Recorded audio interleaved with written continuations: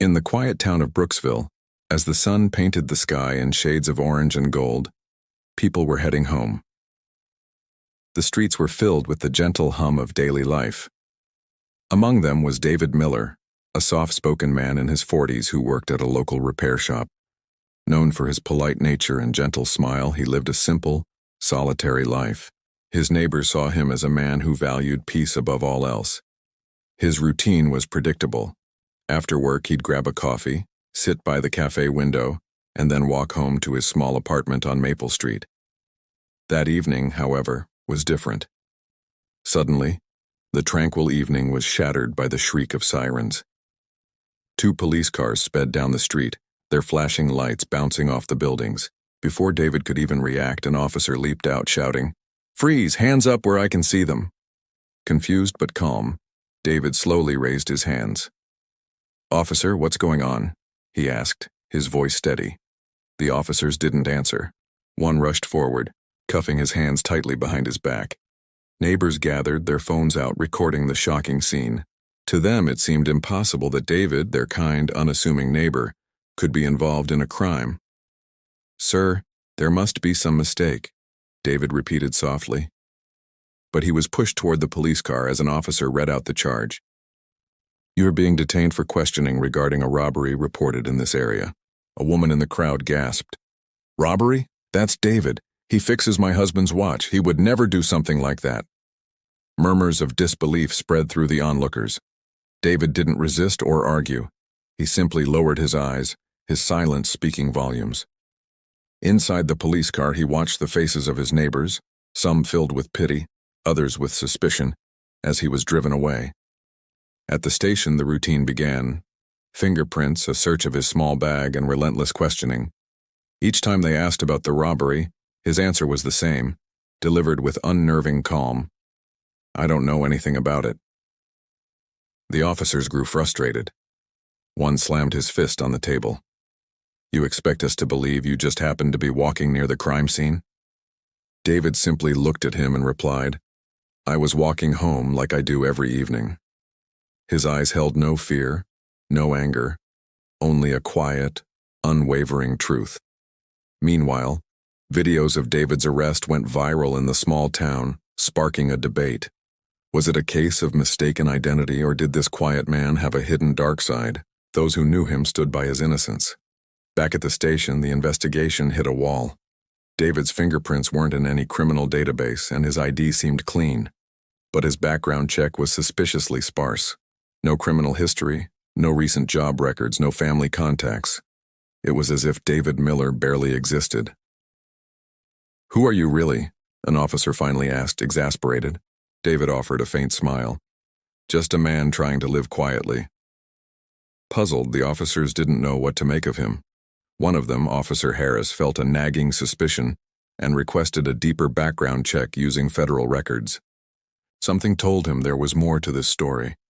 As David sat alone in the interrogation room, he remained perfectly composed, his calm more unsettling than any outburst. Outside, the officers whispered among themselves. "Why is he so calm? Anyone else would be freaking out." "I don't know," another replied. "It's like he's been through this before." As night fell over Brooksville, the police were about to uncover a secret that would not only explain David's incredible composure, but would leave everyone in that station utterly speechless. The night grew cold as David sat quietly in the interrogation room. The white walls, the buzzing lights, and the distant footsteps made the air feel heavy. Hours had passed since his arrest, yet he hadn't spoken much. Outside, the officers were getting restless. They had a man with no record, no background, and no signs of guilt, but something about him felt different, unsettling. Officer Harris, a veteran with a tired face, stared at David's file. "This doesn't make any sense," he muttered. "No job history for years, no family, no medical records. It's like this guy just appeared out of thin air." His partner, Officer Lopez, shrugged. "Maybe it's a fake name, maybe he's hiding something." Harris peered through the small window. David sat perfectly still, hands resting on the table, his posture straight. He didn't look like a criminal. He looked like someone who had already accepted his fate. "Let's run his prints through the federal system," Harris decided. "If he's lying, we'll know soon enough." Inside, David could hear their faint whispers. He wasn't worried. A tiny fleeting smile touched his lips. He knew something they didn't. A young officer named Riley entered with a cup of water, looking both nervous and curious. "Here you go, sir," she said softly. David looked up and smiled politely. "Thank you." She hesitated. "Do you know why you were arrested?" He nodded slowly. "I think they believe I've done something wrong." "Did you?" she asked, her voice barely a whisper.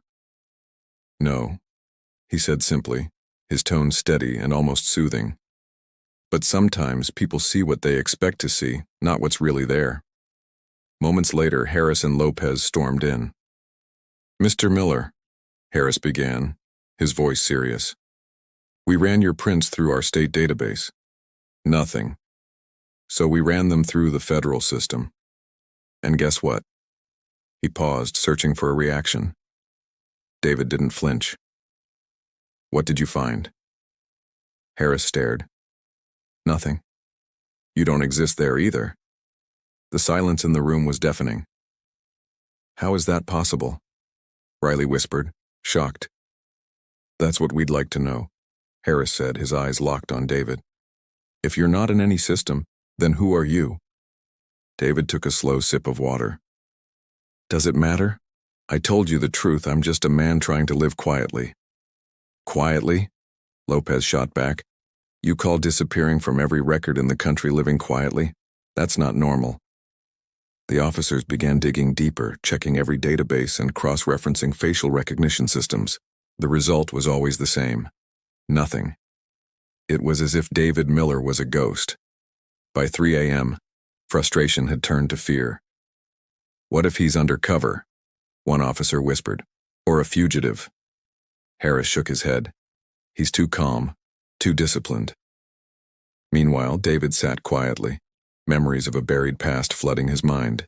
He remembered the missions, the danger, and the moment that changed his life forever. He had promised himself he would never return to that world. But fate had other plans. Suddenly, Harris's phone rang. It was a federal contact. His eyes widened as he listened. When he hung up, he turned to Lopez and whispered, "You are not going to believe this." "What?" Harris took a deep breath. The prints matched someone in an old classified file, someone who was declared dead 10 years ago. Lopez blinked. "Dead? Who?" Harris looked through the glass at the man sitting so calmly. "His real name isn't David Miller," he said slowly. "It's Daniel Mercer, former FBI agent, a hero who took down one of the biggest criminal networks in the country. He vanished after his entire team was killed in a mission gone wrong. Everyone thought he died with them." Lopez's jaw dropped. "You mean, we just arrested a dead man?" Harris nodded. "Not just a dead man. A hero." Inside the room, David seemed to sense it. He looked up at the one-way mirror, his calm eyes now showing a hint of sadness. He had tried to escape his past, but it had finally caught up with him. The officers, who had treated him like a common criminal, now stood frozen. The man in their custody was not a suspect. He was a legend, and as the first light of dawn broke, everyone knew one thing for sure. The mystery had only just begun. The morning sun crept through the blinds of the police station, casting long shadows on the cold floor.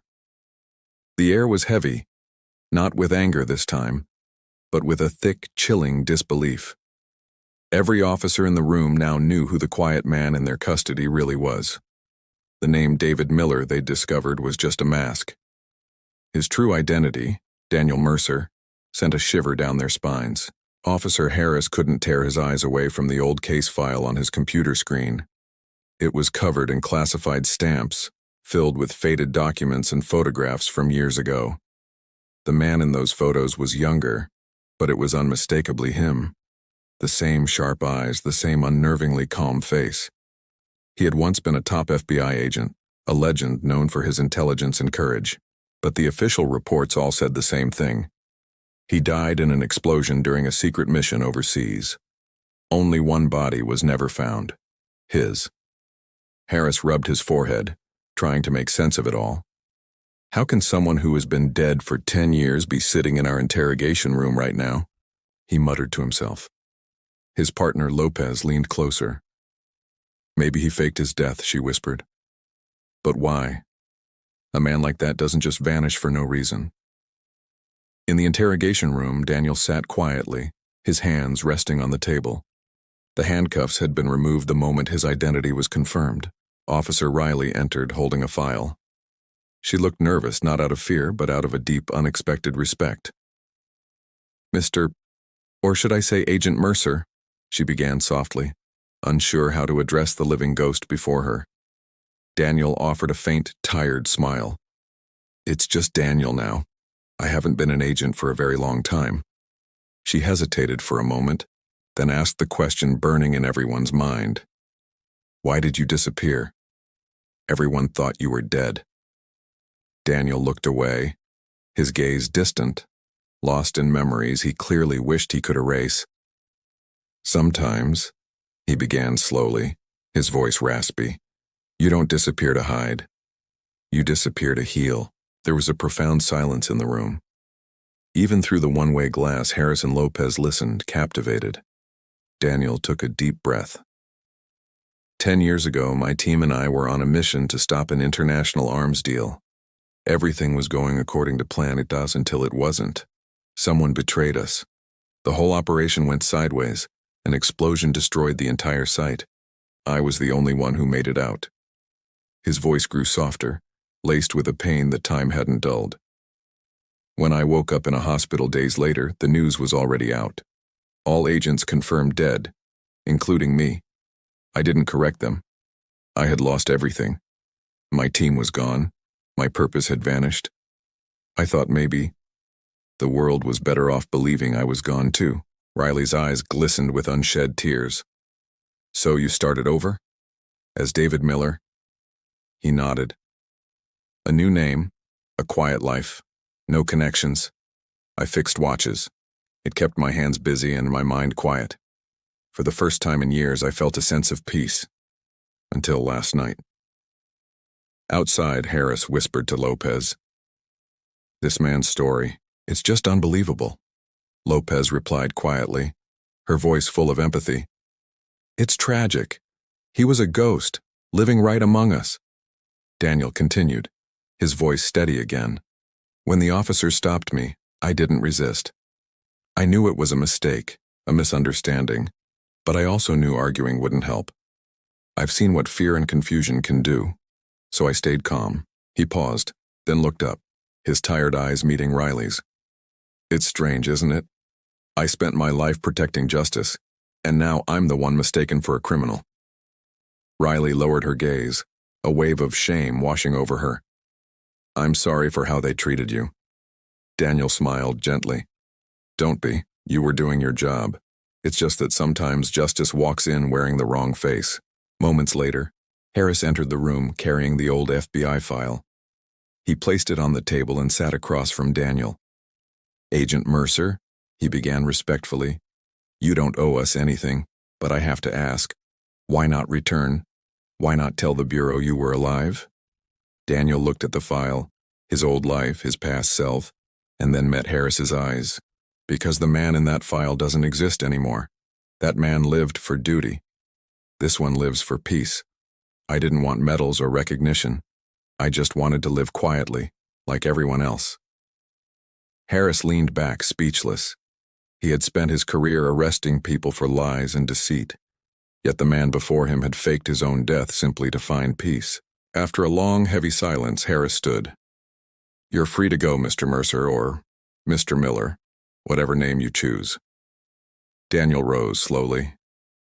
Thank you, he said softly. As he walked toward the door, every officer in the station stood in silent tribute. There was no applause, no grand words, just a profound, unspoken respect.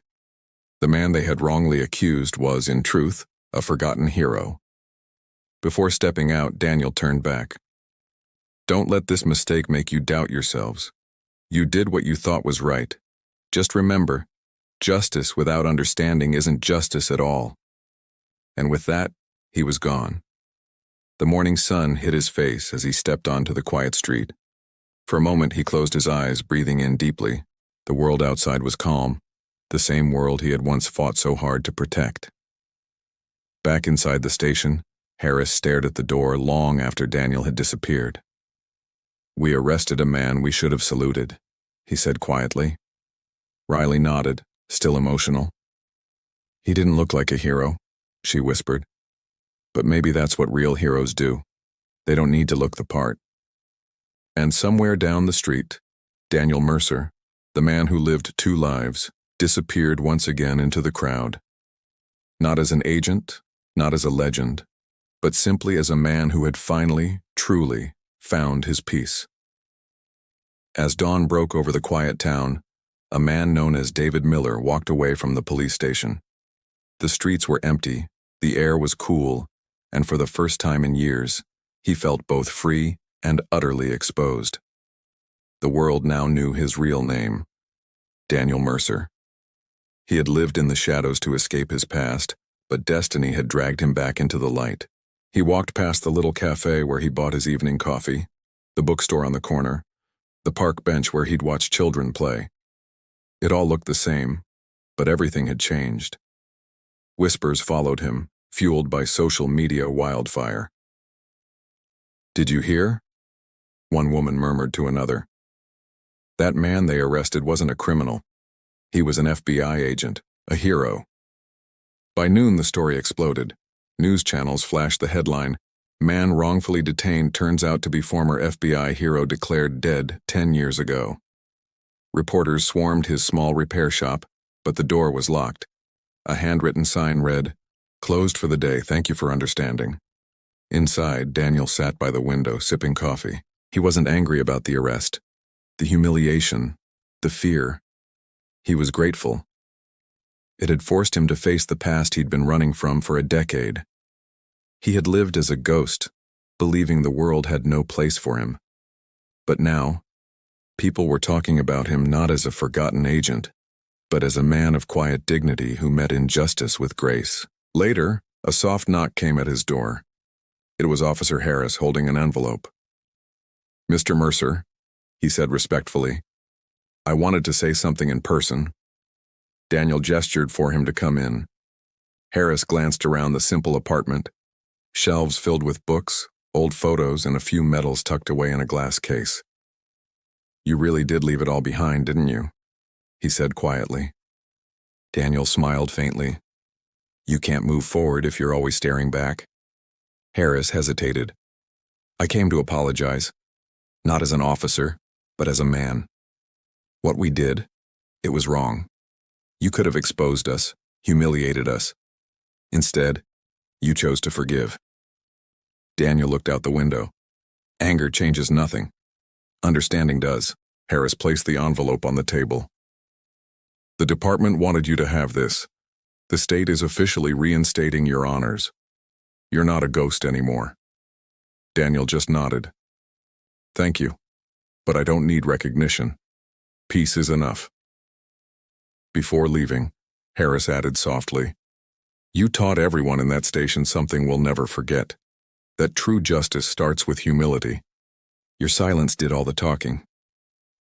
That evening, Daniel walked through the park. A few people stopped to thank him. A young boy ran up and said, "My dad's a cop. He said you're the bravest man he's ever heard about." Daniel knelt down with a gentle smile. "Tell your dad the bravest thing a man can do is be kind, even when no one is watching." His story spread, and he became known as the Quiet Hero. Videos of his arrest were now shared with messages of hope. The world saw a lesson. No matter how unfair life seems, dignity and patience can turn darkness into light. Weeks later, he had received hundreds of letters. One read, "Your story changed the way I see people. I'll never judge too quickly again." Another said, "You reminded me that goodness doesn't need recognition. It speaks for itself." One evening, he visited the graveyard where a stone was still carved with his name, Daniel Mercer. He stood silently as the wind brushed against his coat. "I guess this chapter's over," he murmured. "You can rest now." As he turned to leave, a faint smile crossed his face. The man who once vanished had found his way back, not through power or fame, but through grace. People remembered him as the man who proved that peace is stronger than pride, and forgiveness is greater than fear. And in a quiet corner of town, the faint ticking of a clock could be heard, steady, calm, and endless, just like the heart of the man who fixed it.